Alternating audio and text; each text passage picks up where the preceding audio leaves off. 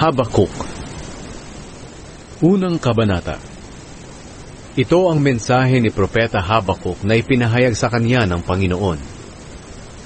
Ang unang hinaing ni Habakuk. Sinabi ni Habakuk, Panginoon, hanggang kailan po ako hihingi ng tulong sa inyo, bago niyo ako dinggin? Kailan niyo po ba kami ililigtas sa mga karahasang ito? Bakit niyo po ipinapakita sa akin ang mga kasamaan at kaguluhan? Kahit saan ay nakikita ko ang pagpapatayan, karahasan, hidwaan at pagtatalo. Kaya naging walang kabuluhan ang kautusan. At wala ring katarungan dahil ang mga taong may kasalanan ang siyang nananalo sa korte, at hindi ang mga taong walang kasalanan. Kaya nababaluktot ang katarungan. Ang sagot ng Diyos kay Habakuk. Sumagot ang Diyos, tingnan ninyong mabuti ang mga nangyayari sa mga bansa, at talagang magtataka kayo sa inyong makikita. Sapagkat may gagawin ako sa inyong kapanahunan na hindi ninyo paniniwalaan, kahit may magbalita pa nito sa inyo. Sapagkat pamamahalain ko ang mga taga-Babilonya, na kilala sa kalupitan at karahasan.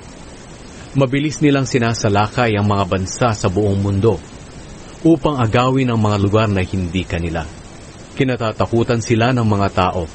Ginagawa nila ang gusto nila, at walang makakapigil sa kanila.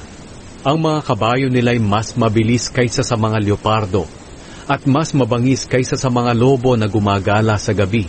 Tumatakbo ito mula sa malalayong lugar. Parang agilang mabilis na lumilipad para dagitin ang kanyang biktima. Paparating ang kanilang mga sundalo na handang gumawa ng kalupitan, para silang malakas na hangin mula sa silangan. Ang kanilang mga bihag ay kasindami ng buhangin. Hinahamak nila ang mga hari at mga pinuno. Tinatawanan lamang nila ang mga napapadirang lungsod, dahil kaya nila itong akyatin sa pamamagitan ng pagtambak ng lupa sa tabinto. Sa ganitong paraan nakakapasok sila at nasasakop nila ang lungsod. Pagkatapos aalis sila na parang hangin lang na dumaan. Nagkasala sila dahil wala silang kinikilalang Diyos, kundi ang sariling kakayahan. Ang pangalawang hinaing ni Habakuk. Sinabi ni Habakuk, O Panginoon, kayo ay Diyos mula pa noon. Kayo ang aking Diyos, ang banal na Diyos na walang kamatayan. O Panginoon, ang bato na kanlungan, pinili niyo ang mga taga-Babilonya para magparusa sa amin. Dahil banal kayo, hindi niyo matitiis na tingnan ang kasamaan at kaguluhan. Pero bakit niyo hinahayaan ang mga traidor na taga-Babilonya na gawin ito sa amin? Bakit niyo hinahayaang pagmalupitan ang mga taong hindi gaanong masama kung ihahambing sa kanila? Ang kanilang mga kalaban ay ginawa niyong parang mga isda na walang pinuno na magtatanggol sa kanila. Masayang nagdiriwang ang mga taga-Babilonya dahil sa pagbihag nila sa kanilang mga kalaban na parang mga isdang nahuli sa bingwit o lambat. At dahil marami silang nabihag, ipinagmamalaki nila ang kanilang kakayahan, katulad ng mangingisdang sinasamba ang kanyang bingwit o lambat sa pamamagitan ng paghahandog ng insenso bilang handog sa mga bagay na ito. Dahil sa pamamagitan ng bingwit o lambat ay yumaman siya at nagkaroon ng masaganang pagkain. Kaya Panginoon, magpapatuloy na lang po ba ang kanilang walang awang pagbihag at pagwasak sa mga bansa? Ikalawang kabanata. Sinabi ni Habakuk, Aakyat ako sa tore, sa aking bantayan, at hihintayin ko kung ano ang sasabihin sa akin ng Panginoon, at kung ano ang kanyang sagot sa aking hinaing. Ang sagot ng Diyos kay Habakuk. Ito ang sagot ng Panginoon kay Habakuk.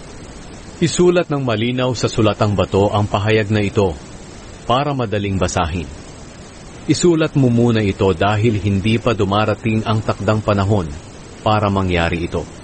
Ngunit hindi magtatagal at tiyak na mangyayari ito. Kahit magtagal ng kaunti, hintayin mo lang, dahil tiyak na mangyayari ito sa takdang panahon. Ito ang isulat mo. Tingnan mo ang mga taong mapagmataas. Hindi matuwid ang kanilang pamumuhay. Pero ang taong matuwid ay mabubuhay dahil sa kanyang pananampalataya. Ang totoo, hindi maaasahan ang kayamanan. At ang mga taong mapagmataas na sakim sa kayamanan ay laging balisa at walang kasiyahan.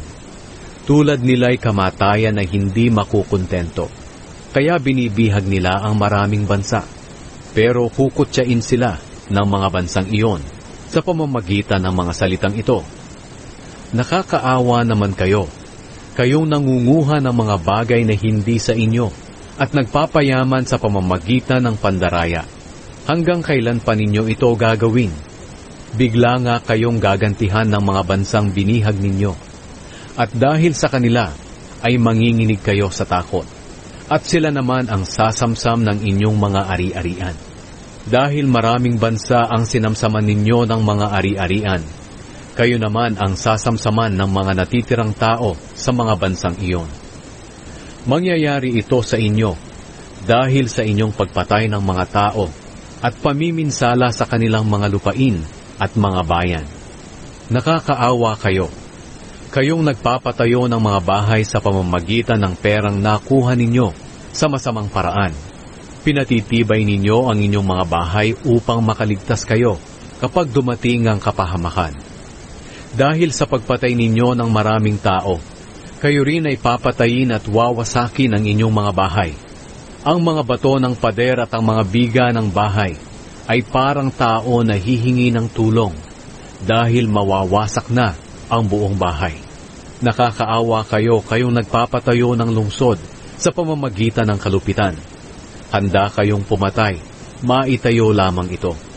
Pero ang mga ipinatayo ninyo sa mga tao na binihag ninyo ay susunugin lang, kaya mawawalan ng kabuluhan ang inyong pinagpaguran. Itinakda na iyan ng Panginoong makapangyarihan, sapagkat kung paanong ang karagatan ay puno ng tubig, ang lahat ng tao sa mundo ay mapupuno rin ng kaalaman tungkol sa kadakilaan ng Panginoon. Nakakaawa kayo. Sa inyong puot ay pinahiya ninyo ang inyong mga karatig bansa. Parang nilalasing ninyo sila upang makita ninyo silang hubot-hubad. Ngayon, kayo naman ang ilalagay sa kahihiyan, sa halip na parangalan, dahil parurusahan kayo ng Panginoon. Kayo naman ang paiinumin niya sa tasa ng kanyang galit. At kapag lasing na kayo, makikita ang inyong kahubaran at malalagay kayo sa kahihiyan. Pinutol ninyo ang mga puno sa Lebanon, at dahil dito namatay ang mga hayop doon. Kaya ngayon kayo naman ang pipinsalain at manginginig sa takot. Mangyayari ito sa inyo dahil sa pagpatay ninyo ng mga tao at pagpinsala sa kanilang mga lupain at mga bayan. Ano ang kabuluhan ng mga Diyos-Diyosan? Gawa lang naman ang mga ito ng tao, mula sa kahoy o metal, at hindi makapagsasabi ng katotohanan. At bakit nagtitiwala sa mga Diyos-Diyosang ito ang mga taong gumawa sa kanila? Ni hindi nga makapagsalita ang mga ito.